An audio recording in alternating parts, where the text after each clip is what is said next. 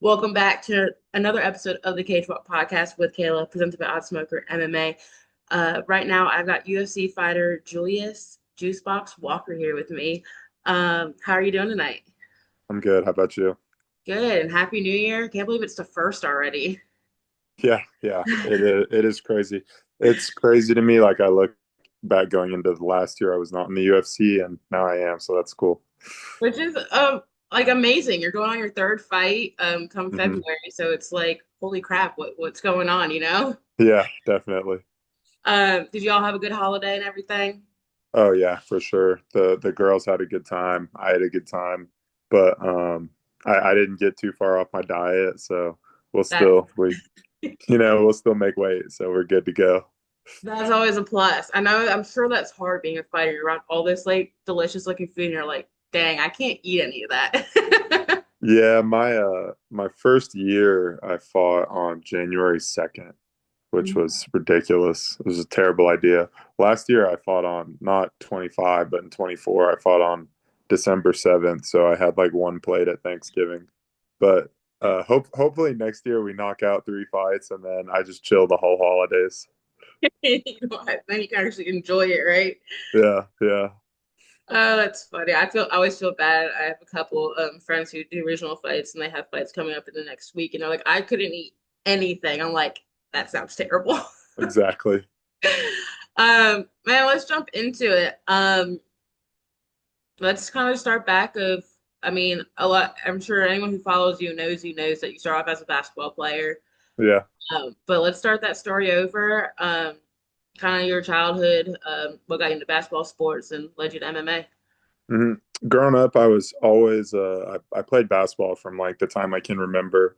I was super into it. I'd say by the time I was in like middle school, I decided I wanted to play basketball in college and was pretty committed to that. So that was like my teenage years was dedicated to me playing basketball and trying to get a scholarship, and I did. And I played a couple years of D2 basketball, and then at the end of my sophomore year. Uh, I found out that my first daughter was on the way and I had gotten myself in trouble. And I was at a Christian school. Um, I got myself in trouble with what I now use for recovery products. So then so the school I was at was like, no, I mean, they actually were very much willing to work with me, but I was kind of, I thought I knew everything and was ready to go take on the world. So, um, I pretty much just quit basketball. And after 3 months on the couch, I remember I was working overnights at a hotel. I realized I was like, dude, I need to do something. Like I gained 45 pounds in 3 months. I was 270, like super fast. Because I just never not been an athlete. I was still eating like a teenage boy.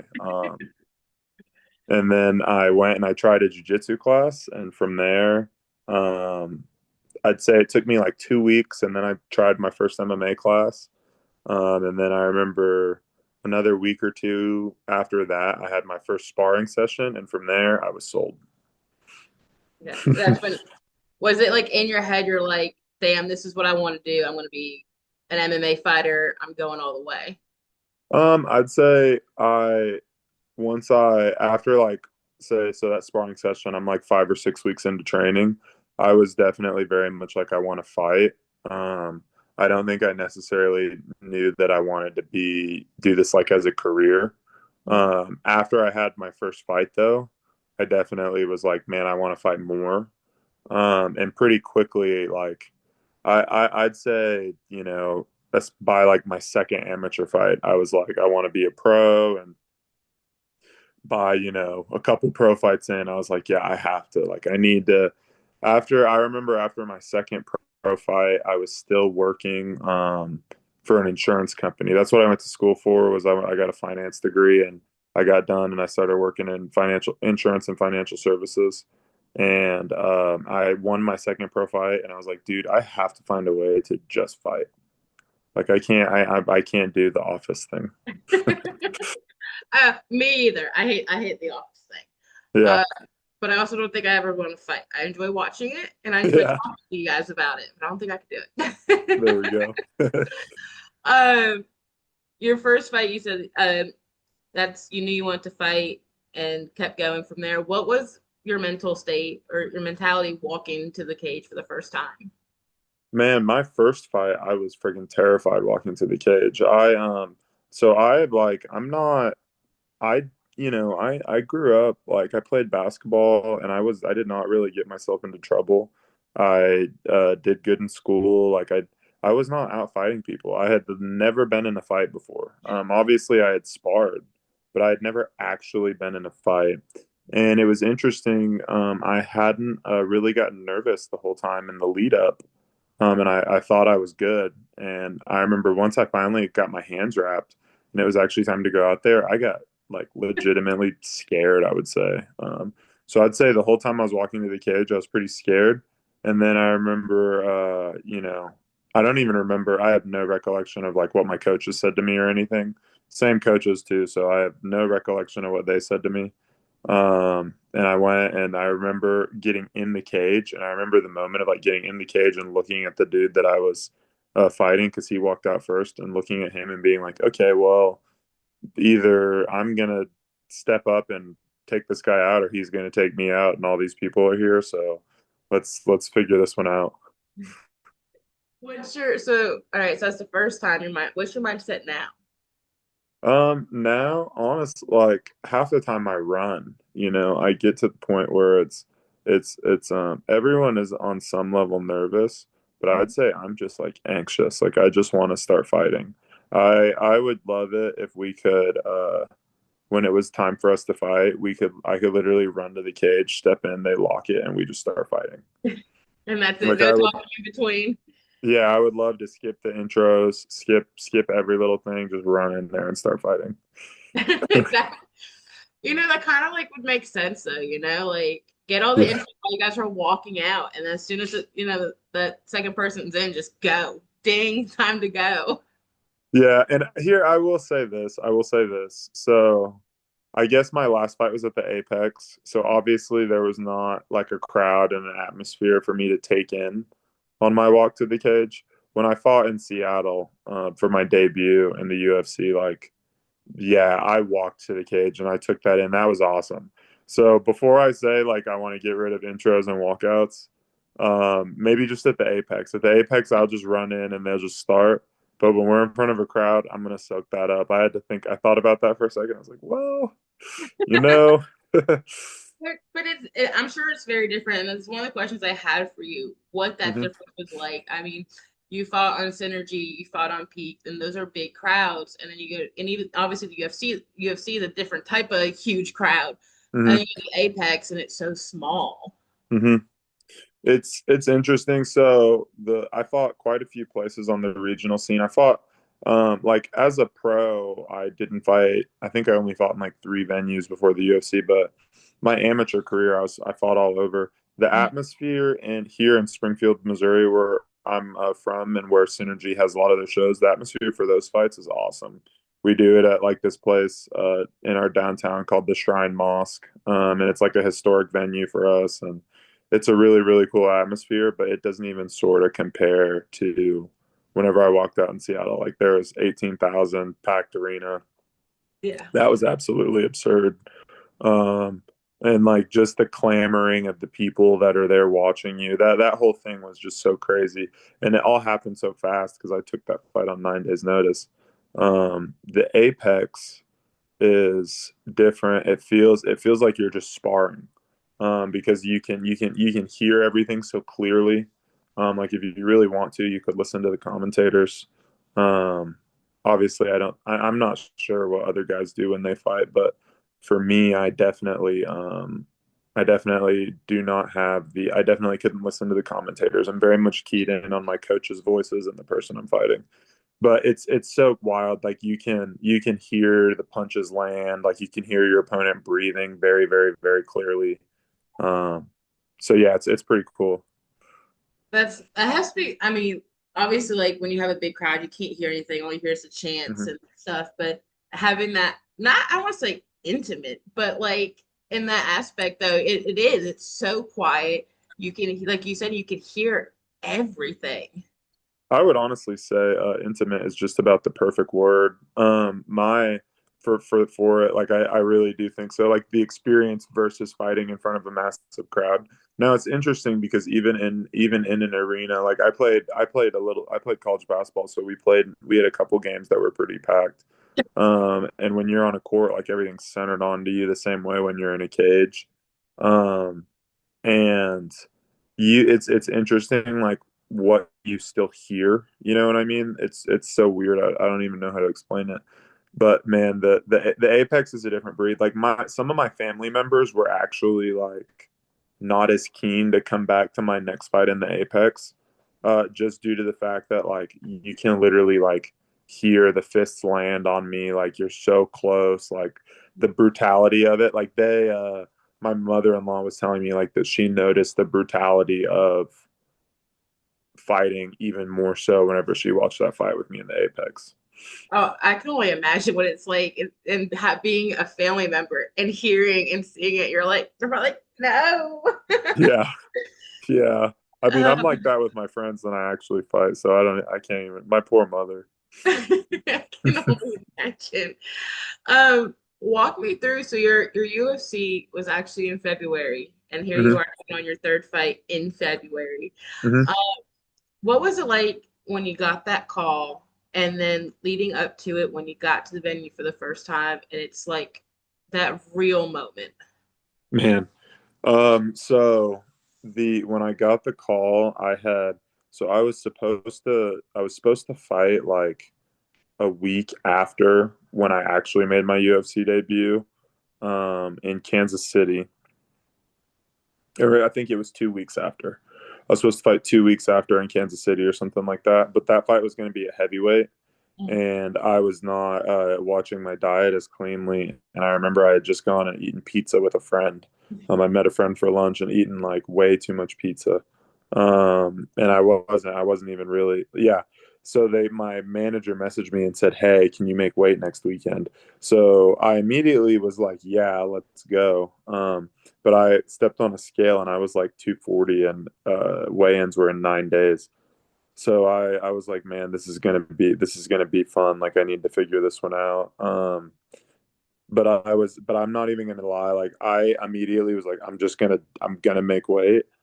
Man, this is gonna be so. Like the mind just starts racing. It was crazy, and it was interesting because he said next weekend. So I looked up the Seattle card, and I looked. There was two prior light heavyweight fights on there. So I'm looking at those four guys, thinking it's going to be one of them, and that the other one is injured.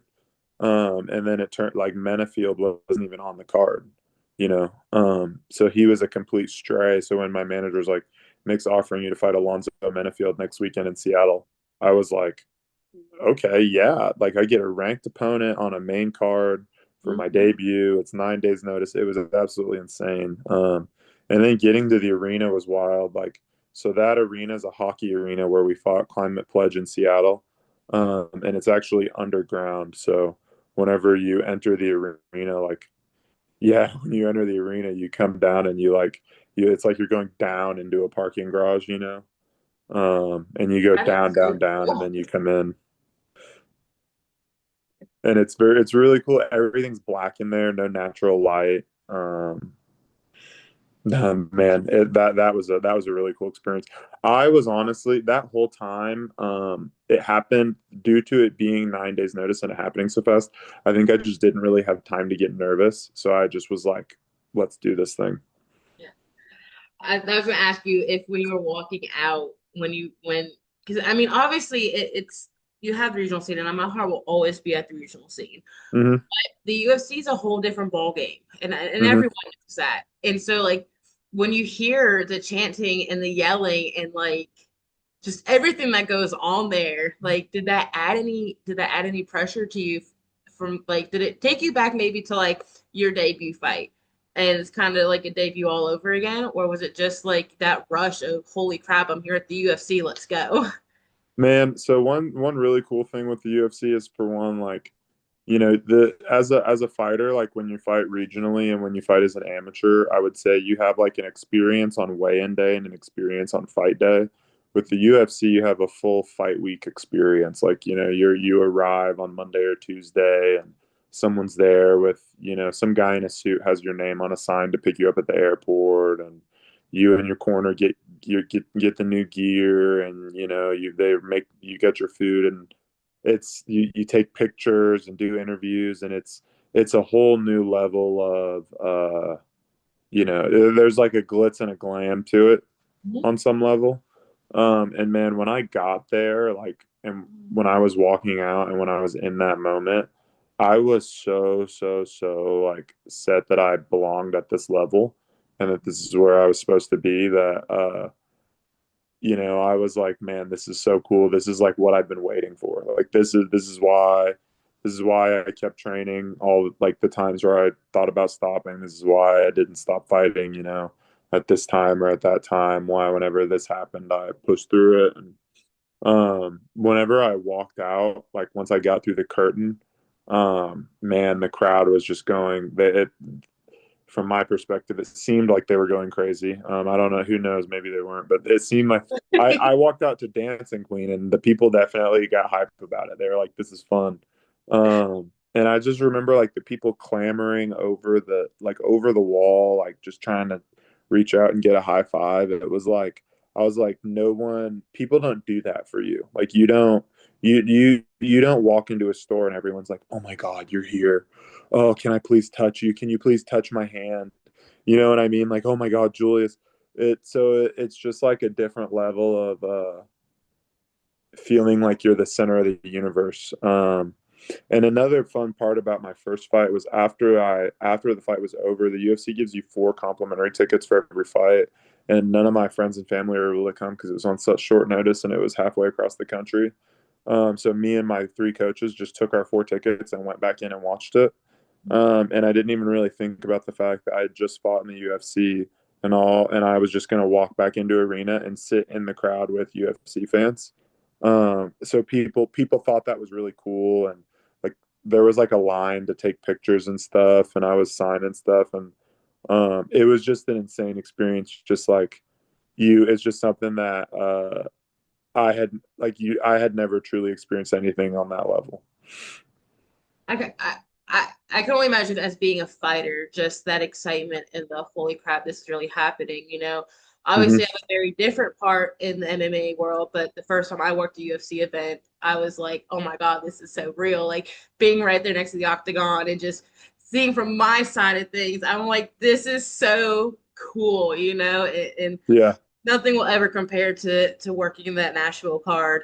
Um, and being able to see it on yeah, like seeing what you fighters go through throughout the week, you know, like the arrival, I got to see some of that. And then obviously I was there for the interviews. I was one of the media people. So it's like, and seeing some of the fighters who are newer in the UFC who are on that card and seeing their excitement, like it's just so cool hmm, to see, you know? And it's like, for you guys, I'm sure it's just like a, you know, like a, I can't believe I'm here moment, you know? Uh, 100%. and here you are now coming on your third fight, which is super exciting. I'm super excited for it. Um, Kind of bouncing backwards real quick, you had said made a comment. That's gonna one of my questions I wanted to ask you. Um, at what was there a point in your MMA career that you wanted to give up? And obviously you're still here, but how did you push through that? Yeah, I would say after the 2 times where I would say I was closest to stopping was when I was an amateur. I lost 2 fights in a row at one point and 3 out of 4. So I started off 3-0, and then I lost 3 out of my next 4, and then 2 in a row. Um, so at that point I was 4-3 as an amateur. I'd lost my last 2 fights. I had just the last one, my 7th amateur fight, I cut to 85. So I'd cut all that weight and I'd still lost. And it was just I was definitely discouraged. I should have been done with college, like, and I had just kept taking another semester because I was focused on fighting and I wasn't, doing my classes and anything like that.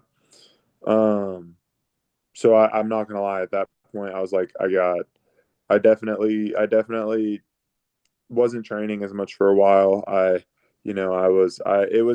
got put on the back burner. And after about 6 months, I got back into it again, and I was going really hard. And I fought 3 times in like 3 months, and I won them all. But in the third one, that which ended up being my last amateur fight, I dislocated my shoulder and had to get a shoulder surgery. Um, yeah, I did dislocate it in the first round, and we finished the fight, and I had to get a shoulder surgery on it. And that was definitely tough, like being laid up for that extended period of time. I will say I don't like quitting fighting definitely didn't cross my mind at that time, but that's been one of the tougher things I'd say I've gone through in fighting. But it was definitely at that point when I was 4-3 as an amateur and I'd lost 2 fights in a row, had all that weight and lost. I was like, man, I don't know if this is for me. I lose half my fights, but I'm glad I stuck with it. Yeah, and me being a fan, I'm sure everyone else who's ever supported you, I'm sure is very glad you stuck with it as well. Yeah, Because again, if it's the same, I would say again, look where you're at now. You're here going on your third UFC fight, and if you would have let that shoulder injury, stop you, then you never would have been here. Obviously, you wouldn't have been here. exactly, exactly. So, what's it like? That balance between training and then I guess even I mean you have your regular training days, but then when you get into camp, being a husband and then being a father, if I'm not mistaken, you have two little girls, Hmm. real little. Um, so talk to me like kind of as a, like what that balance is like for you. Yeah, for me, luckily, my wife is extremely supportive, and like whenever I go into camp, she almost like expects me to not only like be training more often and going on like occasionally I'll go on a trip and stuff to train, but whenever I'm home, like I'm given like the extra grace of like I might just lay down for half the day in between training and stuff like that, which is really nice. One thing that I will say for me too is I have been able to fight full time since I've been in the UFC, winning a bonus in my first fight. I was, smart enough with that, and I've gotten a good enough base with sponsors to, and teaching private lessons stuff like that to pretty much fight full time. And I feel like I am able to spend more time at home than your average person that works a 9 to 5, which is pretty cool. So it's definitely nice. I'd say that the hardest part about balancing family life is if whenever I'm going on the road and training more. But obviously, you're so busy on the road that um, you can get caught up in that. But every time, whenever I'm up on the road training, like when it's time to go to bed and your kids aren't there and your wife's not there, you definitely will think about it. But luckily it's been a good work-life balance for me, and I do feel like it's earned me like to be able to be a part of things that I wouldn't necessarily have been able to be if I wasn't fighting. I think that's awesome. I think the biggest thing fighters need is that support when they have a family, is because it does take so much time and energy. And I mean, you see, and you've been through it, like having these weight cuts, and you're just drained, especially Yeah, like those couple weeks leading up to the fight, and then fight week, you're like, I don't want to do anything. Um, yeah, I always love hearing when the fighters have that support because I don't think fighters can do it alone. no, I see fighters who've done it alone and they're like, I shouldn't have done it. So yeah, I know that extra support and everything means a lot, and definitely is good to have. hmm, Um, Sorry, my question I was gonna ask totally like went totally out my mind. Um, Before we jump off here, let's dive into your camp now. Your hmm, upcoming fight. Um, I'm sure after each fight, I feel like every fighter I've talked to and I've met and watched train and follow their journey, there's always something they've got to go back and fix, whether it's something's, hmm, real minor or something major. So with your upcoming fight against Euron, I'm not going to try to pronounce his last name. yeah. Is there anything during this training that you've had to focus on, getting ready to face him in the octagon? I think with this fight, one thing that I am pretty confident of is my opponent. He's got very solid cardio and he's really tough. So I think he's going to continue to keep coming forward and keep pushing. And I naturally go forward and fight at a pretty high pace. So I think that it was super important for me to make sure that like my energy systems and cardio is lined out to push through 15 minutes. And then just like working on the crispness and the snap on my punches, shoring up, making sure I keeping the head moving, and working on my footwork, getting lighter on my feet. I think those things are all going to go a really long way and securing victory for me, especially not only in this fight, but just going forward in general. And I think I'm a little bit better of an athlete and a little bit more explosive than my opponent, and I think I've got to find a way to play into that advantage. I I mean, whenever I look into fighters, I research them, and I noticed it seems like, oh, my words, sorry. You are much of a submission artist Hmm. and a grappler, which is you don't see a lot of that in the heavier weight classes. Hmm. So I'm sure that's a huge advantage for you because like most, the lightweights and the heavyweights and even a lot of middleweights are primarily strikers. Hmm. But is that then some, not to give too much because if your opponent Oh had to yeah. see this interview, is that something you struggle with? And if I, or have you just really just not mastered, well, yeah, I guess mastered that to be able to also have that heavy striking side? Yeah, so I think I naturally like, you kind of gravitate towards who you're around in the gym you're at. And everyone like the fighters I surrounded myself, coaches I surrounded myself with for the great majority of my career have all been grapplers. And if you go through my fights, that's what I was doing. I was going back to where I was comfortable, which was that grappling, and just being in the clinch, being tied up, being close to my opponent.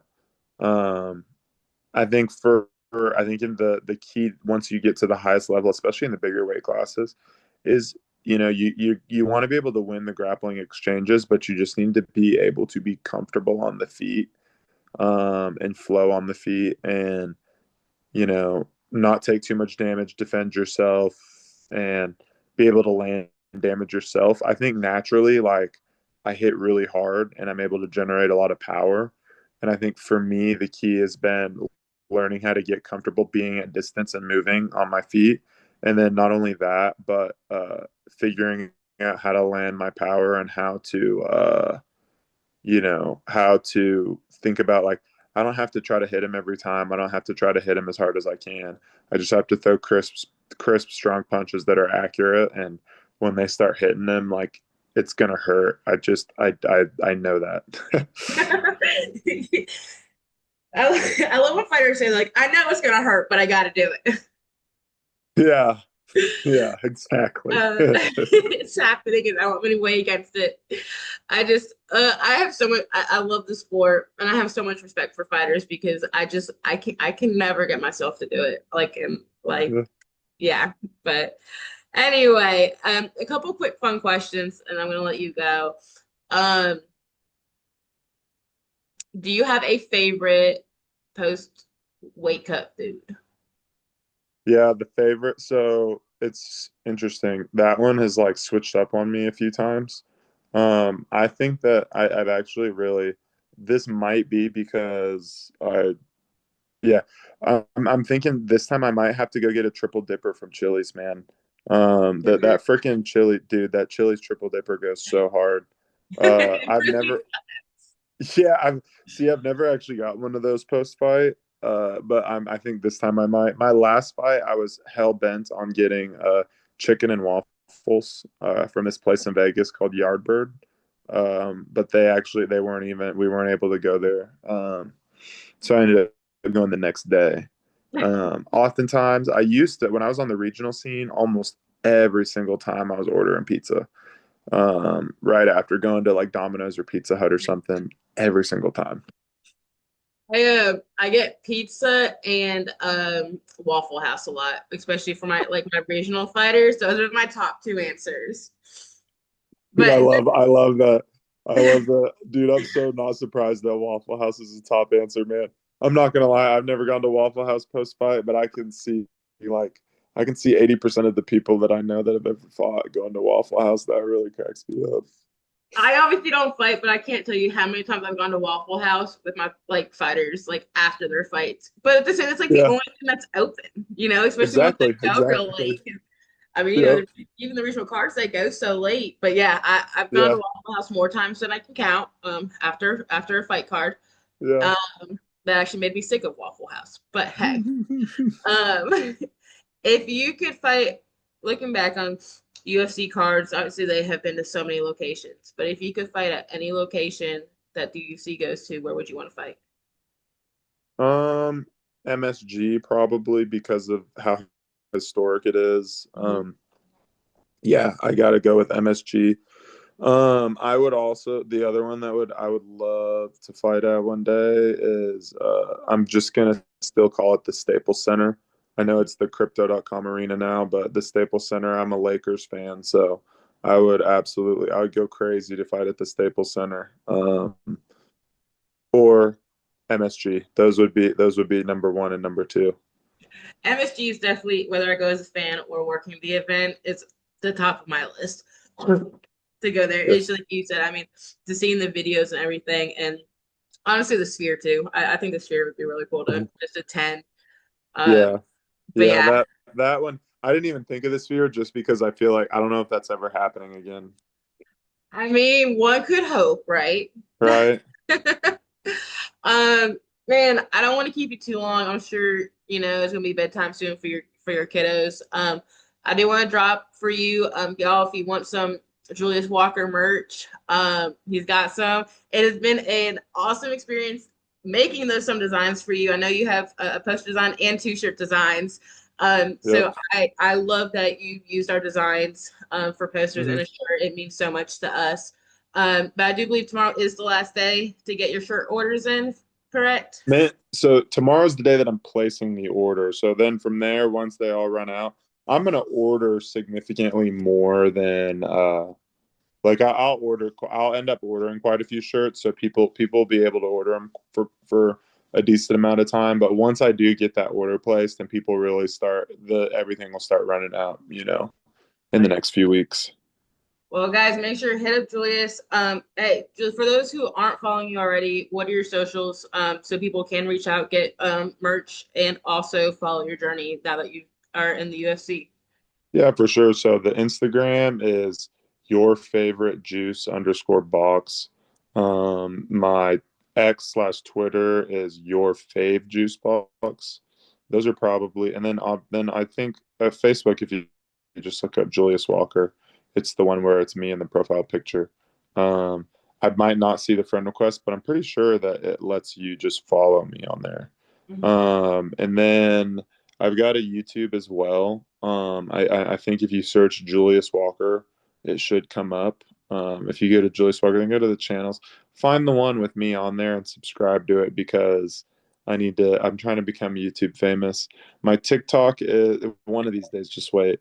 Because here's the thing, man. If I'm a YouTuber and a fighter, they make the most money. They And do. then the other one is TikTok, Juicebox MMA.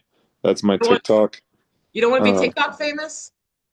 no, I mean, I would love to be TikTok famous, but I'd rather be YouTube famous. That Rather be is YouTube awesome. famous. It's classier. It's classier. Oh man, that's funny. Y'all make sure to follow Julius and tune in for his upcoming fight. Coming up. Oh my gosh, sorry, February 7th. His third UFC fight. Buy some merch, support him. Um, thank you so much for taking the time to chat with me. I'm so glad we made this happen. And again, I do appreciate the merchandise collabs. Hopefully, we can do some more in the future. Yes, 100%. I really appreciate it. Of course. Well, you have a great night. Yep, you too.